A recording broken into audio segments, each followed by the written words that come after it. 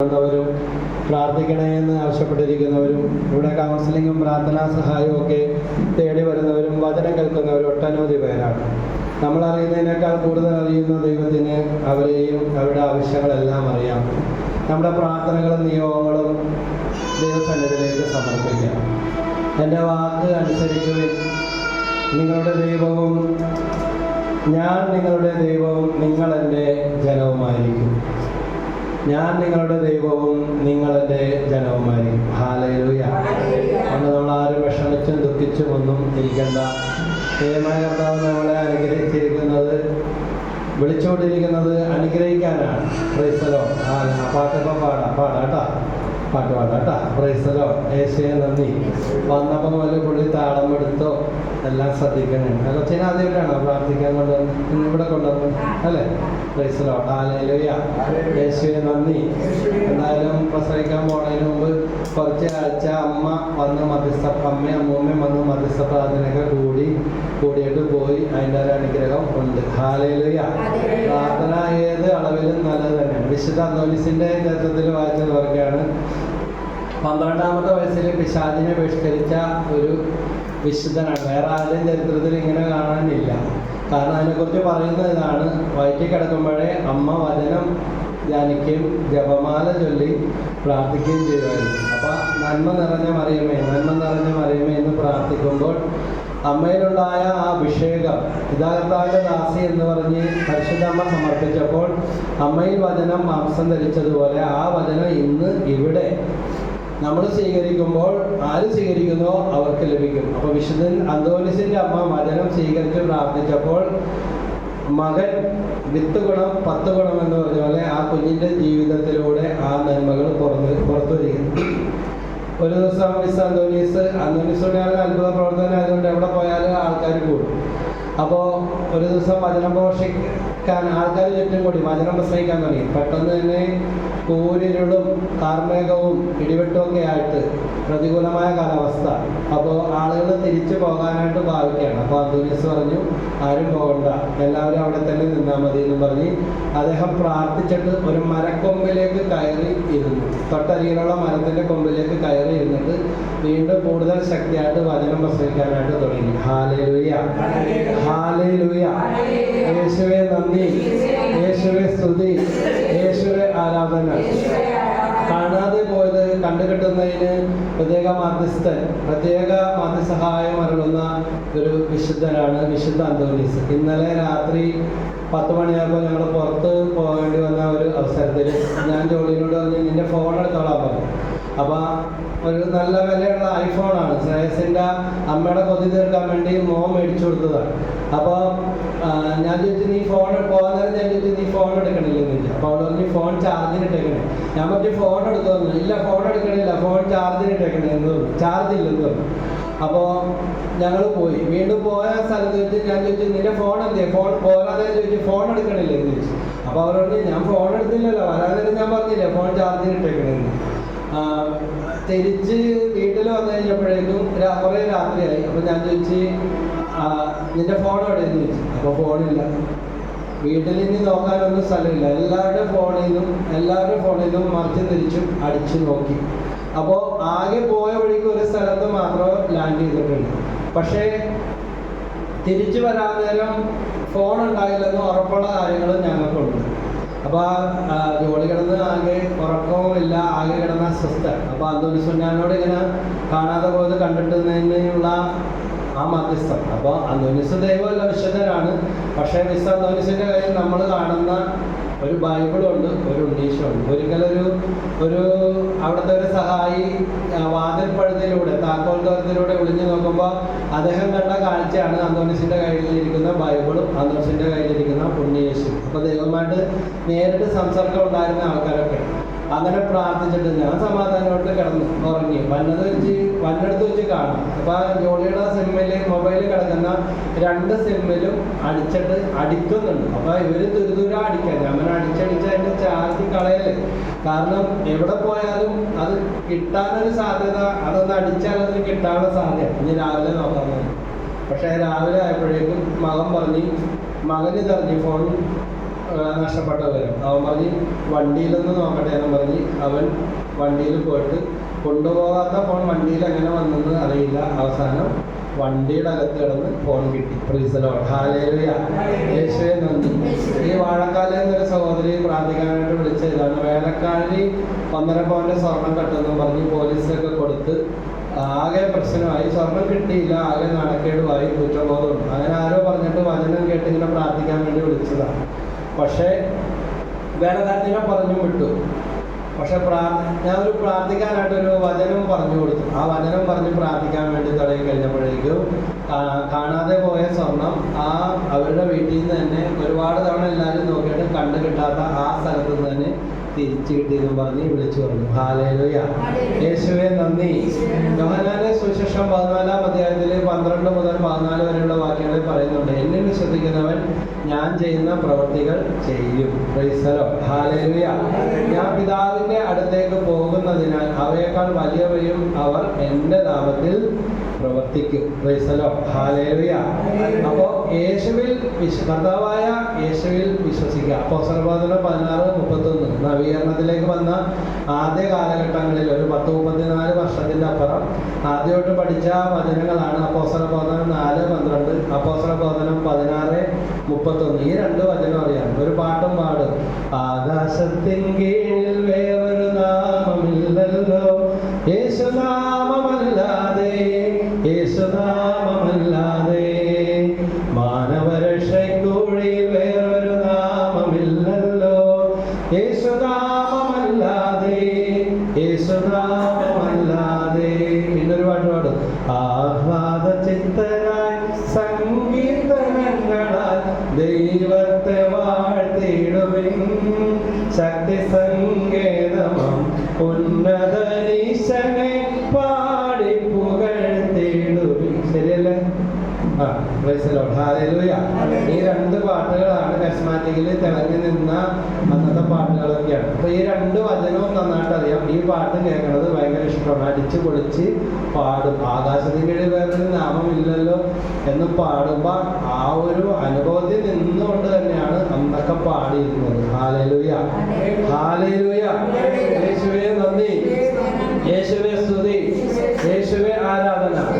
അപ്പോസ്തലപ്രവർത്തനം 16:31 പറയുന്നുണ്ട്, കർത്താവായ യേശുക്രിസ്തുവിൽ വിശ്വസിക്കുക, നീയും നിന്റെ കുടുംബവും രക്ഷ പ്രാപിക്കും. രക്ഷ പ്രാപിക്കുക നമ്മൾ പറയുന്നത് എന്താ? രക്ഷപ്പെടാൻ പോകുന്നില്ല. ഇത്രയും നാളായിട്ട് രക്ഷപ്പെട്ടില്ല. നമ്മുടെ കൂട്ടക്കാരുടെ ഇടയിൽ നമുക്ക് മാത്രം ഒരു രക്ഷയുമില്ല. അങ്ങനെ ഇനി പറയാമോ?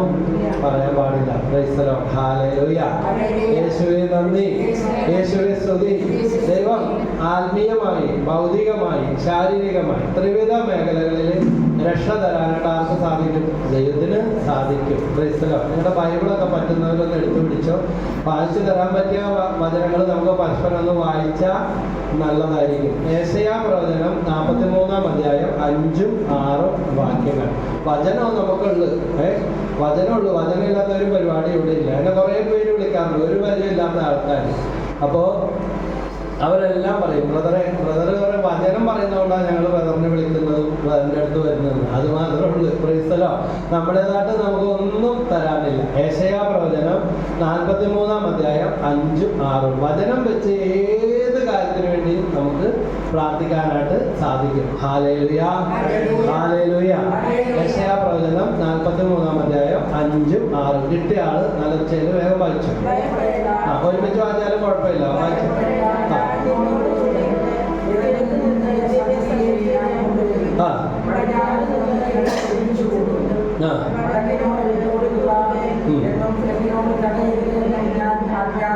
Price the Lord. ഹല്ലേലൂയ. വടക്കിനോട് വിട്ടുകൊടുക്കുക എന്നും തെക്കിനോട് തടയരുത് എന്നും.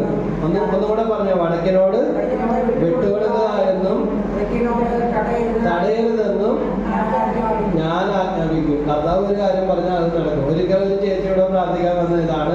അവരുടെ പറമ്പിന് വീട്ടുകാർ അവർക്ക് പറമ്പ് കൊടുത്തപ്പോൾ വഴി മാത്രം കൊടുത്തില്ല. ദേ കിടക്കണം. Price the Lord. പണ്ടേ ഇവരെ കടല് കണ്ടുകൂടായിരുന്നു. അവർ പറഞ്ഞതാ ഒന്നും തന്നില്ലേലും കുഴപ്പമില്ലായിരുന്നു. വീട്ടുകാരെല്ലാം കൂടെ ഗൂഢാലോചന നടത്തി പറമ്പ് മാത്രം കൊടുത്തു. ഇവരാണെങ്കിൽ പണ്ടേ അവിടെ നിന്ന് ജീവനം കൊണ്ട് ഇറങ്ങി വാടകയ്ക്ക് ഓടിപ്പോയത്. എപ്പോഴും കലക്കോരുന്നു. അപ്പോൾ വാടകയ്ക്ക് ഓടിപ്പോയി. ഒന്നുമില്ലായിരുന്നു. എന്നാലും സമാധാനം മതി എന്നും പറഞ്ഞിട്ട് പോയതാണ്. പക്ഷേ വചനത്തിലോട്ടൊക്കെ കടന്നു വന്ന് പ്രാർത്ഥിക്കാൻ തുടങ്ങിയപ്പോൾ വർഷങ്ങൾ ഇങ്ങനെ കഴിഞ്ഞു. 10-30 വർഷം കഴിഞ്ഞ കാര്യം. വഴിയില്ലാത്ത പറമ്പ് മാത്രം അവിടെ കിടപ്പുണ്ട്. അപ്പോൾ ഇവരുടെ മക്കളെയൊക്കെ രണ്ടുപേരും പ്രൊഫഷണൽ ഡിഗ്രിയൊക്കെ പഠിപ്പിച്ചു, ലോണൊക്കെ എടുത്തിട്ടുണ്ട്. പിന്നെ വീടൊക്കെ നല്ല സാമാന്യം കൊള്ളാവുന്നതിലധികം വലിയ കപ്പാസിറ്റിയിലെ വീടൊക്കെ വെച്ച് കാറൊക്കെ മേടിച്ച് കഴിഞ്ഞപ്പോഴേക്കും കടം കൊണ്ട് നിൽക്കക്കളിയില്ല. ക്രൈസ്തലോ അപ്പോഴാണ് വിചാരിക്കുന്നത് ആ സ്ഥലമെങ്കിലും ഒന്ന് ആരെങ്കിലും, പക്ഷേ എന്നിട്ട് ഒരു രക്ഷയില്ല. അപ്പോൾ ഈ പുതിയ വീടൊക്കെ പണിത് കടത്തിലൊക്കെ നിൽക്കുന്ന സമയത്ത് ഒന്ന് പ്രാർത്ഥിക്കാൻ വേണ്ടി വന്നു കഴിഞ്ഞപ്പോൾ പ്രാർത്ഥിച്ചുകൊണ്ടിരിക്കുന്നതിൻ്റെ ഇടയ്ക്ക് പകുതി വെച്ച പ്രാർത്ഥന നിർത്തിയിട്ട് ഞാൻ ഒരു മെസ്സേജ് പറഞ്ഞപ്പോൾ ആ ചേച്ചിയും ചേട്ടനും ചിരിച്ചുകൊണ്ട് പറഞ്ഞ് 15 ലക്ഷം കടം ഇപ്പം നിലവിലുണ്ട്. ഇവരുടെ പഠിച്ച ലോൺ കൂടാതെ 15 ലക്ഷം. എത്ര ലക്ഷം? 15 ലക്ഷം. കടമില്ലാത്ത ആരെങ്കിലും ഇവിടെ ഉണ്ടോ? ക്രൈസ്തലോ പണ്ട് ഞാൻ ഇത് നിറച്ച് കവിഞ്ഞ് ആ വാതിലിന്റെ പുറത്തോട്ട് ആൾക്കാർ നിൽക്കണേ. അന്ന് കടമില്ലാത്തവരുണ്ടാന്ന് പറഞ്ഞ് കൈവക്കാൻ പറഞ്ഞപ്പോൾ കൂട്ടത്തിൽ ഉണ്ടായിരുന്ന 2 പേരെ വിളിച്ചു. കടമില്ലാത്ത 2 പേരെ ഉണ്ടാവുള്ളൂ. ബാക്കി എല്ലാവരും എന്തോ ബാക്കി എല്ലാവരും കടമുള്ളവരാണ്. ക്രൈസ്തലോ കടയില്ലാത്തവർ വെക്കാനാണ് പറഞ്ഞത്. അപ്പൊ 2 പേരാണ് ആകെ കൈവക്കിയത്. അതിൽ ആ കടമില്ലാത്ത ആളില്ല, വർഷങ്ങളായിട്ട് വന്നുകൊണ്ടിരുന്ന ആളാണ്. പക്ഷെ ലോട്ടറി അടിച്ചതുപോലെ ദൈവം സാമ്പത്തികമായിട്ട് ഇല്ലാത്ത വഴികൾ ദൈവം തുറന്നു കൊടുത്തു. പ്രാർത്ഥനയൊക്കെ മുടങ്ങാതെ വന്നുകൊണ്ടിരുന്ന വെള്ളിയാഴ്ചയും വരും, ശനിയാഴ്ചയും വരും. ഒരു മാറി കൊടുക്കാൻ ഒരു തിളങ്ങണ സാരി പോലും ഇല്ല. ദൈവം എല്ലാ വിധത്തിലും ഉയർത്തി. പക്ഷെ ആദ്യം നിർത്തിയത് പ്രാർത്ഥനയാണ്. Price the Lord. ഹല്ലേലൂയ. ഏറ്റുപടി വാതിൽ എന്ന് പറഞ്ഞ പോലെ എല്ലാ സൗകര്യങ്ങളും. പക്ഷേ എൻ്റെ മനസ്സിലുണ്ട്, കാരണം ഇത്രയും ആൾക്കാർ വന്നിട്ട് ഞാൻ പറഞ്ഞു എനിക്ക് കടമുണ്ട്, കടമില്ലാത്ത ആരുമില്ല. പക്ഷേ കടം നമ്മുടെ നിയന്ത്രണ വിധേയം ആണ്. അപ്പോൾ ഇവിടുത്തെ പോപ്പുലറിനും ടാറ്റക്കും ബിർലക്കും അംബാനിക്കും എല്ലാവർക്കും കടമുണ്ട്. പക്ഷെ ഇന്ന് അംബാനിയുടെ വീട്ടിലെ കല്യാണത്തിന്റെ ചെലവ് പത്രത്തിൽ ഞാൻ അടുക്കളയിൽ ഇങ്ങനെ ജോലിനെ വായിച്ച് കേൾപ്പിച്ച് 5000 കോടി വീട്ടിലെ കല്യാണത്തിന്റെ ചെലവാണ്. എന്നാലും അവരും പറയും കടമുണ്ട്. കടമില്ലാത്ത ആരും ഇല്ല. Price the Lord. ഹല്ലേലൂയ. യേശുവേ നന്ദി, യേശുവേ സ്തുതി, യേശുവേ ആരാധന. അതിൽ 2ാമത്തെ ആള് ഇന്നലെ എൻ്റെ അടുത്ത് വന്നിട്ട് പറഞ്ഞ് ബ്രദറെ എല്ലാം കടമൊക്കെ കളഞ്ഞു പറഞ്ഞു. മക്കളെ കല്യാണം കഴിഞ്ഞോടി മരുമകന് എല്ലാം പണയം വെക്കാനും പിടിക്കാനും എന്തോ ഒക്കെ പറഞ്ഞ് എല്ലാം മേടിച്ചു കൂട്ടി. ഇപ്പൊ ഒന്നും നടക്കുന്നില്ല. എന്താന്ന് ഞാൻ അന്വേഷിക്കണില്ല, എല്ലാം കടമായിട്ടു. Price the Lord. ഏത് അന്ന് കടയിലെന്ന് പറഞ്ഞ് 2 പേര് കൈവക്കിയില്ലേ, അതിൽ 2ാമത്തെ ആളുടെ അവസ്ഥയാണ് മൊത്തം കടത്തിലാണ്. ഹല്ലേലൂയ. 1000 രൂപ പോലും എടുക്കാൻ കയ്യിൽ ഇല്ല. യേശുവേ നന്ദി, യേശുവേ സ്തുതി. അപ്പൊ വചനത്തിൽ പറയുന്നത് എന്താണ്? വടക്കിനോട് വിട്ടുകൊടുക്കുക എന്നും ഞാൻ ആജ്ഞാപിക്കുന്നു. ആരാജ്ഞാപിക്കും? കർത്താവ് ആജ്ഞാപിക്കും. Praise the Lord. Hallelujah, hallelujah. 6 മാസമായിട്ട് 6 മാസം വളർച്ചയാണ് കൊച്ചിനെ എടുക്കേണ്ടി വന്നു. നമുക്ക് പ്രശ്നം. പക്ഷെ ഡോക്ടർമാർ പറഞ്ഞു കിട്ടത്തില്ല. തൂക്കം എത്ര ഗ്രാമാണെന്ന് അറിയാമോ? 500 ഗ്രാം. കൊച്ചിൻ്റെ അമ്മാമ്മനോട് ഞാൻ പറഞ്ഞു ആശുപത്രി തന്നെ നിന്നിട്ട് അവര് നോക്കട്ടെ, ചേച്ചി ഒന്ന് വചനം കേൾക്കാൻ വേണ്ടി പറഞ്ഞു. അപ്പോൾ ലക്ഷ്മി ഹോസ്പിറ്റലിലാണ്. ഡോക്ടർമാർ പറഞ്ഞു കിട്ടൂല്ലെന്നാ പറഞ്ഞത്. ആകെ 500 ഗ്രാം. അത് കഴിഞ്ഞപ്പോൾ വെള്ളമൊക്കെ പറ്റി കഴിഞ്ഞപ്പോൾ കൊച്ചി 450 ഗ്രാമായി. ഇങ്ങനെ കുറഞ്ഞുകൊണ്ടിരിക്കണേ. കിട്ടൂലെന്ന് പറഞ്ഞതാണ്. പക്ഷെ ഇപ്പൊ കൊച്ചിന് 8-10 വയസ്സായി കാണും. 3 വയസ്സായപ്പോൾ കൊണ്ടുവന്നിട്ടുണ്ടായിരുന്നു. എല്ലാവർക്കും ലഡുവൊക്കെ കൊടുത്തിട്ട് പോയി. കൈയെഴുതി ഈശോ നന്ദി പറഞ്ഞു. ഹല്ലേലൂയ. യേശുവേ നന്ദി. അപ്പൊ വടക്കിനോട് വിട്ടുകൊടുക്കുക എന്നും തെക്കിനോട് തടയരുതെന്നും മനുഷ്യമായിട്ട് തടസ്സവും ബലഹീനതയുമുള്ള ഏത് കാര്യമാണോ ഈശോ കടന്നു വന്ന് പ്രവർത്തിക്കും. Price the Lord. പണ്ടൊരു വീട്ടിലെ അപ്പനും അമ്മയും മോളും മരുമോനും ആങ്ങളെ കൂടി വചനം കേൾക്കാൻ വേണ്ടി വരും. ഒറ്റ ദിവസവും കിടക്കൂല. അവർക്ക് ഇപ്പൊ പല സ്ഥലത്തും പ്രാർത്ഥന ശുശ്രൂഷയൊക്കെ ആയി ശുശ്രൂഷകരായി തീർന്നു. ഞാൻ ഗുഡ്നസ് ടിവിയിൽ എനിക്ക് പ്രൈസ് വർഷിപ്പ് നടത്താനായിട്ട് പോയപ്പോൾ കൂടാനായിട്ട് വന്നിരുന്നവർ ഞാൻ ശുശ്രൂഷയ്ക്ക് വേണ്ടി കൂടെ വിളിച്ചുകൊണ്ട് എന്ന് ഓർക്കണം. അപ്പോൾ അപ്പനും അമ്മയും മൂത്ത മകളും ഭർത്താവും ഇടക്ക് അവരൊക്കെ ഉണ്ടാവും ജോലിക്ക് പോയില്ലെങ്കിൽ. ഒരു മകനുണ്ട്, അവൻ ചെറുതാണ്, അവനും വരും. എല്ലാവരും കൂടെ വന്ന് വചനം കേൾക്കും. അപ്പൊ ഈ വീട്ടിൽ ഈ മൂത്ത മകളുടെ തൊട്ട് ഇളയതിനെ കൂടെ കല്യാണം കഴിപ്പിക്കാനുണ്ട്. പക്ഷേ കല്യാണം കഴിപ്പിച്ചതിൻ്റെ തന്നെ കടം തീർന്നിട്ടില്ല. ഇവർ വന്ന് കർത്താവിൻ്റെ വചനം കേട്ട് എല്ലാ ശനിയാഴ്ചയിൽ ഏറ്റവും ആദ്യം തന്നെ പ്രാർത്ഥിക്കാൻ വേണ്ടി വരും. അങ്ങനെ വന്ന് വചനം കേട്ട് പ്രാർത്ഥിക്കും. ആ അമ്മ ഏറ്റവും മുമ്പിൽ നിന്ന് കരഞ്ഞ് പ്രാർത്ഥിക്കും. Price the Lord, hallelujah. കരഞ്ഞ് പ്രാർത്ഥിച്ച് അവസാനം ഇളയ മകൾക്ക് വേണ്ടി ഒരു കല്യാണം നേരിട്ട് ആരുടെ അടുത്ത് വന്നു? ആ മകളുടെ അടുത്ത് തന്നെ വന്നു. അപ്പൊ മകൾ പറഞ്ഞ് എന്നോട് ചോദിച്ചിട്ട് കാര്യമില്ല, അപ്പൊ കല്യാണമൊന്നും നോക്കുന്നില്ല, അതുമല്ല എന്നോടല്ല വീട്ടുകാരോടല്ലേ ചോദിക്കേണ്ടതെന്ന് പറഞ്ഞു. അപ്പോ വീടും അഡ്രസ്സും നമ്പറും എല്ലാം കൊടുത്തു, അവരുടെ നിർബന്ധത്തിന് വഴങ്ങി. അപ്പൊ പറഞ്ഞ് ഇപ്പൊ വന്നിട്ടൊന്നും കാര്യമില്ല, ഒരു കല്യാണം കഴിഞ്ഞതിന്റെ കടങ്ങൾ ഞങ്ങൾക്ക് ഇതുവരെ തീർന്നിട്ടില്ല, അടുത്ത കാലത്തൊന്നും തീരില്ല. അപ്പോ ചെറുക്കന്റെ പെങ്ങളാണ് വന്നത്, ചെറുക്കൻ വിദേശത്താണ്. അവര് പറഞ്ഞ് മോളത് അറിയേണ്ട കാര്യമില്ല, ഞങ്ങളുടെ വീട്ടുകാരായിട്ട് സംസാരിക്കാമോ.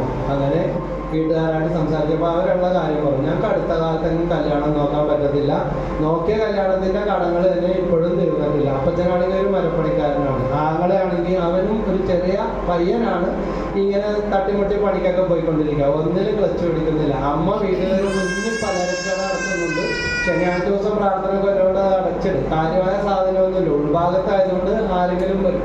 അപ്പൊ ഇവരുടെ വീട്ടിലൊക്കെ വിളിച്ചു പ്രാർത്ഥിച്ചു, നല്ല വിശ്വാസമാണ് ഇവർക്ക്. അങ്ങനെ ഒരു ഇത് ഞങ്ങൾ കണ്ടു, പ്രാർത്ഥിക്കുമായിരുന്നു.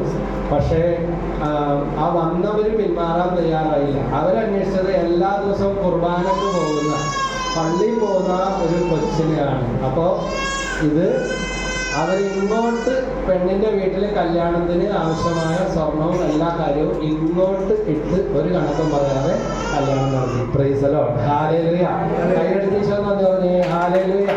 അങ്ങനെയൊക്കെ ഈ കാലത്ത് എന്താന്ന് പറയും. എന്ന് മാത്രമല്ല, ഈ അമ്മ മരിക്കാൻ നേരം എന്നെ പ്രാർത്ഥിക്കാൻ വേണ്ടി വിളിച്ചിട്ടുണ്ട്. ഈ കല്യാണം നടത്താൻ വഴിയില്ലാത്ത. അപ്പോൾ ആ സഹോദരി എന്നോട് പറഞ്ഞു, ബ്രദറിനെ അടുത്ത് വന്നതെന്ന് പറഞ്ഞ് എന്നെ കൈ പിടിച്ചിട്ട് മുഖത്ത് നോക്കിയിട്ട് കരഞ്ഞിട്ട് പറഞ്ഞ ഇതാണ്, ദൈവം തന്ന എൻ്റെ മക്കളെക്കാൾ ഞങ്ങൾ പ്രാർത്ഥിക്കാനും പ്രാർത്ഥിച്ചിട്ടും ദൈവം തന്ന വലിയ സമ്മാനമാണ് എനിക്ക്. എൻ്റെ ഈ വയ്യായികയുടെ കാലഘട്ടങ്ങളിൽ പോലും എന്നെ സംരക്ഷിക്കാൻ എൻ്റെ മക്കൾക്കില്ല.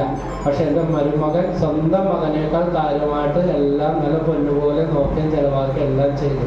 ബ്രദർ അന്ന് പറഞ്ഞില്ലേ, ഇതെടുത്തോ, അത് ഇപ്പം മനസ്സിലാവില്ലെന്ന് പറഞ്ഞില്ലേ, ഈ കല്യാണം എടുത്തോ, ഒരു നാണക്കേടും വിചാരിക്കേണ്ട, അത് ഈശോ കൊണ്ടുവന്നാന്ന് പറഞ്ഞില്ലേ എന്ന് പറഞ്ഞു. എന്നിട്ട് ഈ മകൾക്കാണെങ്കിൽ കല്യാണം കഴിഞ്ഞിട്ട് 5 വർഷമായി. ഈ അമ്മ മരിക്കാറായപ്പോൾ 5 വർഷമായി ഇളയ മകൾക്ക് കുട്ടിയില്ല. എന്നിട്ട് കൈ ഇങ്ങനെ മുറുക്കെ പിടിച്ചിട്ട് കണ്ണീരൊഴുകയാണ്. ഞാൻ മരിച്ചു കഴിഞ്ഞിട്ടായാലും ഇപ്പോൾ എനിക്ക് കാണാൻ പറ്റില്ലെങ്കിൽ എൻ്റെ മോക്ക് ഒരു കൊച്ചിനെ കിട്ടാൻ വേണ്ടി പ്രാർത്ഥിച്ചേക്കണേന്ന് പറഞ്ഞു.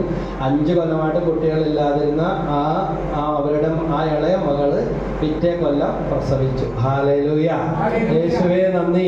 അപ്പൊ നമ്മൾ പല കാര്യങ്ങളും ചിന്തിക്കുമ്പോൾ നമ്മുടേതായ വഴികളൊന്നും ഉള്ളതായിട്ട് നമുക്ക് തോന്നത്തില്ല. പക്ഷേ നമുക്ക് മനസ്സിലാകാത്ത അല്ലെങ്കിൽ നമ്മൾ വിചാരിക്കാത്ത ആളുകളെ, നമ്മൾ വിചാരിച്ച ആൾക്കാരെയാണ് വരുന്നതെങ്കിൽ നമ്മൾ പറയോ അതെൻ്റെ വല്യപ്പൻ്റെ മോനാ, എൻ്റെ അമ്മായിയുടെ മോളാണ്, ഞങ്ങൾ ക്ലാസ്മേറ്റാണ്, അല്ലെങ്കിൽ നമ്മുടെ കൂട്ടായ്മയിലെ ആളാണെന്നൊക്കെ പറയും. പക്ഷേ നമ്മൾ വിചാരിക്കാത്ത